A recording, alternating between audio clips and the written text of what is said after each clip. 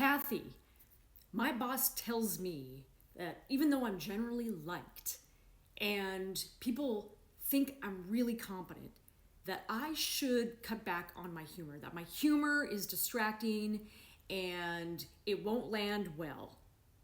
That was said to me anonymously by a woman leader.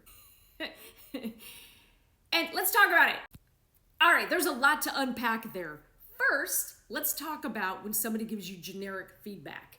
And the boss said, well, it doesn't matter who it's from. So here's the thing. When somebody gives you drive-by feedback, you know, that spray and then run away, no, hold them accountable, because real leaders give examples. They ground it in actually something tangible. So you can go back and ask, hey, can you give me an example of that? Is there a time where I did that that's specific for you? You're dealing with a projection. You're not dealing with a reality or a specific example. You're dealing with somebody's stylistic preferences. I know I led teams for 2 decades in tech, and I can tell you, as also a comedian, a stand-up and improv comedian, nights and weekends, I know exactly how this goes. But a great leader gives you something you can get your arms around. As also a comedian, a stand-up and improv comedian, nights and weekends, I know exactly how this goes. But a great leader gives you something you can get your arms around. Because it could be that if you're using humor at the inappropriate time, or if you're doing it and you can't read people's facial expressions, then that could be an issue. Timing is everything with humor. So let me tell you why it's a problem. Number one, when you tell somebody that they should lead the way that you do, and you're projecting your stuff on them, you shut them down. Oh yeah, we're not in the era of the Great Resignation. We're in the Great Detachment.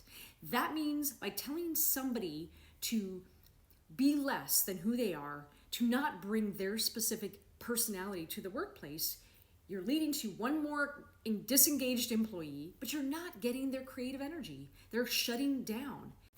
So not only is that employee not going to give you 100% of their best creative effort, you've said to them that your particular personality and self-expression is not welcome here. Think about that for a second. You know, according to Pew, 63% of people that leave, it's completely preventable. It falls into 2 buckets. One, they don't feel heard and seen. Their self-expression is being undermined. Yeah. And number 2, I almost used that middle finger. Number 2, because that's how it feels. Number 2, when people feel unseen and unchallenged, they don't feel developed. So if you're telling somebody that who they are in the world, the way that they make light, the way that they have emotional intelligence, the way they express themselves and navigate relationships that works for them because you're uncomfortable with it, they shouldn't do it. You're basically telling them, don't be yourself and we're not going to develop you. And I'm so glad, because I've seen this a million times. Employee, they're going to be detached, the great detachment. You've created disengagement, and you've basically said that their self-expression and their ability to navigate relationships in a way that is emotionally intelligent for them and works for them with their personality is not okay. The antidote to that is to find another boss. There are bosses that value humor, and I promise you, I was one of them, and my road was not easy. I was told early on in my 20s in tech to not, because it would be distracting and that nobody would take me seriously because tech is such a male-dominated space. But what I realized over time is that my humor was one of my biggest superpowers. So, hey, come for the boobs, stay for the brains, folks.